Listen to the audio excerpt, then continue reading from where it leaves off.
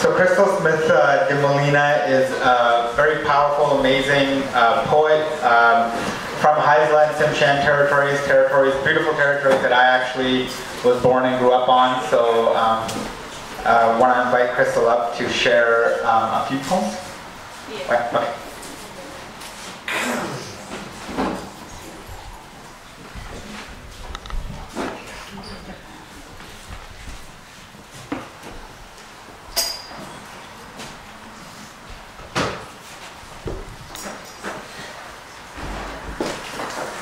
Crystal Smith de Molina, Tawayo, que cata o facu, fecumata o facu, que Skwomesh de Molina. Unist'ot'en, masculine, Skwomesh, Unist'ot'en, Unist'ot'en,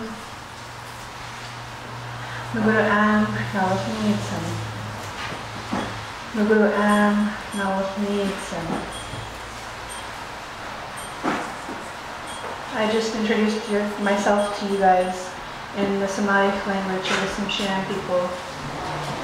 I said that my name is Crystal Smith de Molina, that I'm from Gitgat, which is also known as Hartley Bay.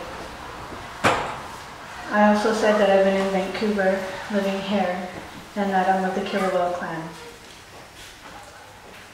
I said thank you to the Coast Salish nations for hosting us today, and for everyone that lives here on a daily basis. I also said, which means my heart is happy to see you. Without your support, we wouldn't be as far as we are today. So the fact that you are here, that you're ready to listen to what we have to say is important. And so I thanked you for that. And I said my heart is happy to see you.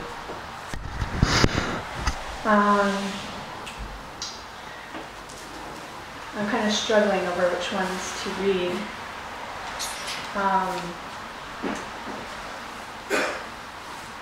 I guess the first one that I'll do is called The Reality.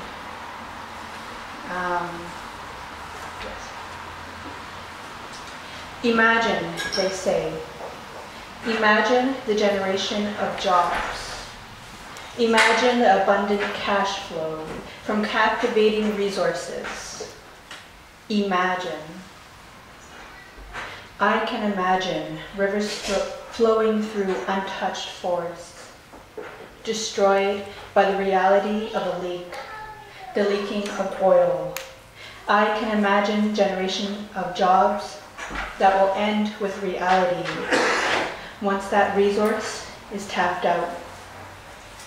And then we will fall further into poverty, further into debt, further into nothing. I can imagine the reality of a generation to come, that they will have to boil water, that BC's beauty will cease to exist. Cease to exist, and wildlife will become lifeless. All I can imagine is the reality of dirty water, dirty hands, dirty money. Imagine, they say. Imagine because the reality is too dark, is lifeless, is nothing anyone would want to imagine. Thank you.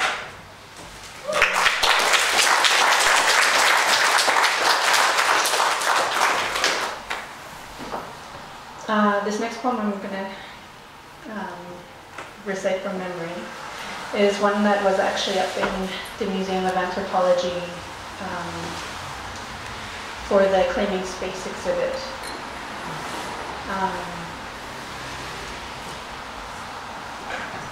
And it's going to kind of flow that,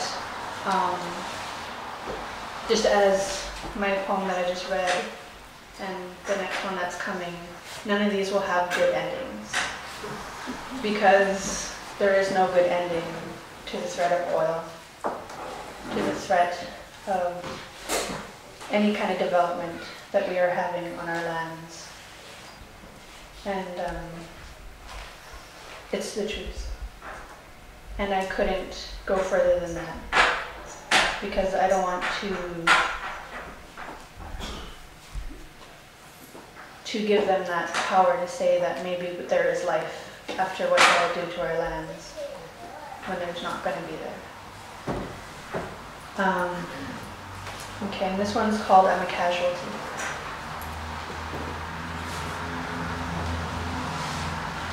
I dive into the ocean, submerging myself in beauty.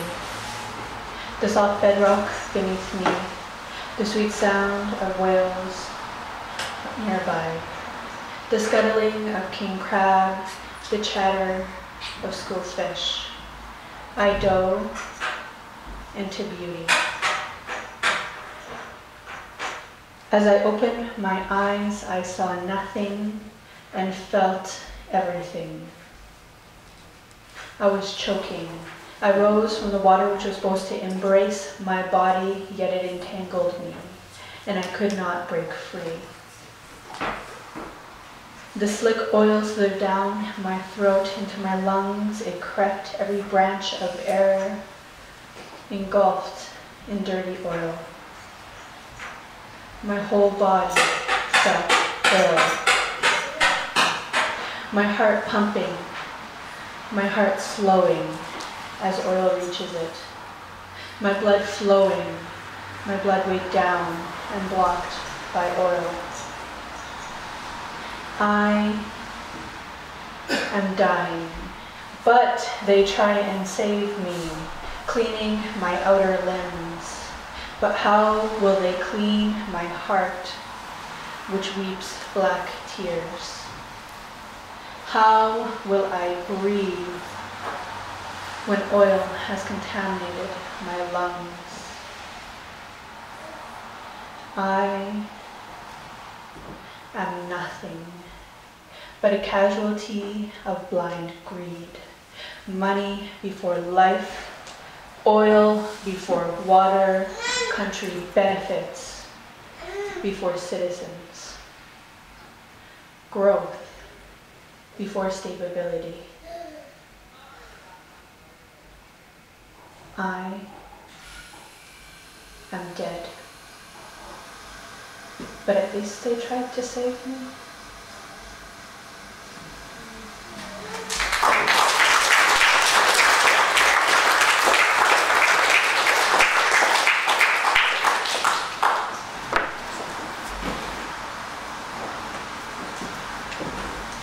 Thank you. I'm sorry if I'm depressing you, but that's what's going to happen.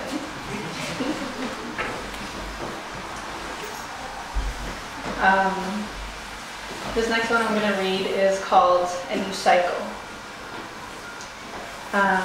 It's never been performed, and it has never been published either, so this is the first coming out. Just a second.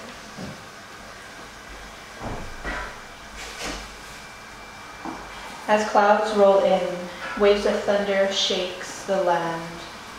Lightning falls from the sky, and a fire is born. It crawls across the land, touching everything in its path, changing everything in its path, clearing the earth of the old. As those clouds watch, they begin to weep the death of the wise, releasing a waterfall of tears across the land, and the fire is tamed. The fire dissipates.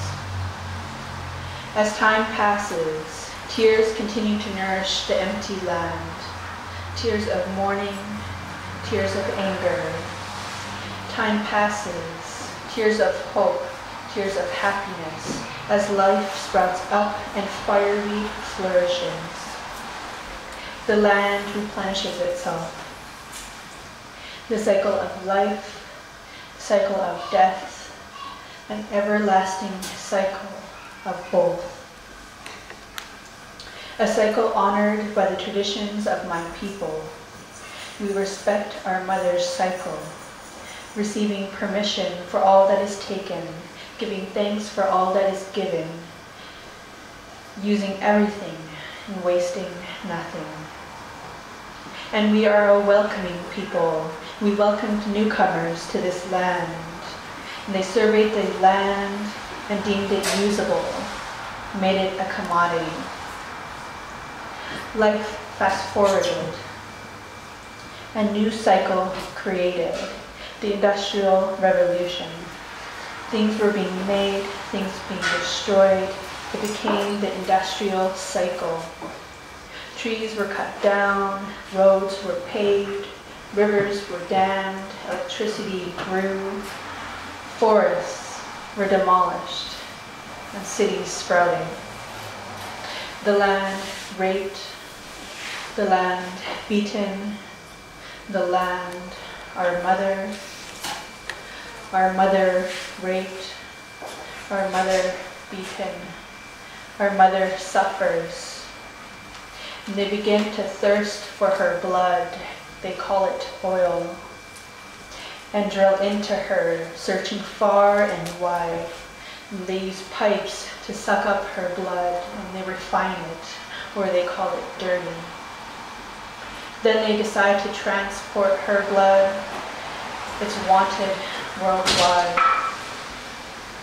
It's a hot commodity, leaving the oil sands of Alberta, of Canada, like there is no tomorrow. And they get tired of drilling. They get tired of digging, and so they frack.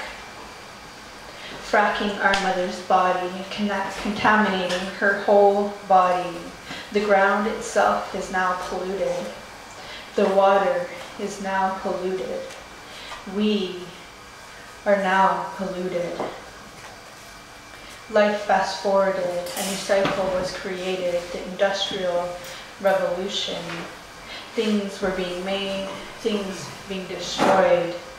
It became the industrial cycle. As clouds roll in, waves of thunder shake the bare land. Light falls from the sky, and a fire is born. It crawls across the land, touching everything in its path, changing everything in its path, clearing the earth. As those clouds watch, they begin to weep the death of the wise, releasing a waterfall of tears across the land. The fire is tamed. The fire dissipates. And as time passes, tears continue to nourish the empty land. Tears of mourning, tears of anger. Time passes and tears continue to fall on the empty land. Tears of mourning, tears of anger. And time passes and tears continue to fall on the empty land. Tears of mourning, tears of anger. The land can't replenish itself. It remains bare. It remains polluted. The demand for oil decreases. China, US, and other countries forsake oil as their thirst for blood lingers. The land can't replenish itself. Our once beautiful land now nears the end of the industrial cycle, a cycle that ends. And people are leaving the oil sands of Alberta, of Canada, because there is no tomorrow.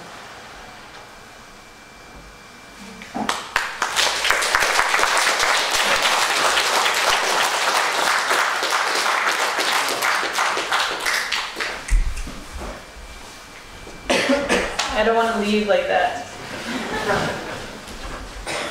I'm just writing this one, so it's like, I just wrote it at the table. So it's probably not done, but I didn't want to leave like that. It's untitled. The sun rises without question. It does not stumble. It does not falter. It knows its duty to bring warmth, to bring light. It allows us to see this beautiful land. See this beautiful land. The sun rises without question. It does not stumble and it does not falter.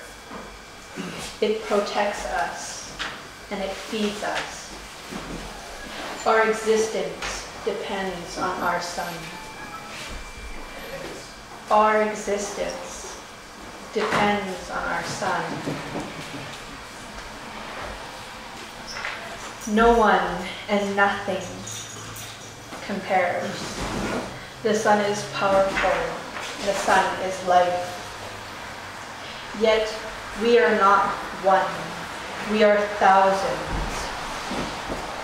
We are doing something rather than nothing. We are the son of human beings. We will protect our future generations. We will protect our land. We will protect. We will rise without question. We will not stumble and we will not falter.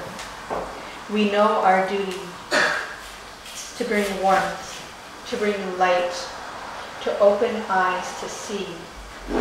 See this beautiful land. See this beautiful land. That's as far as I got. Thank you. Thank you so much, Crystal.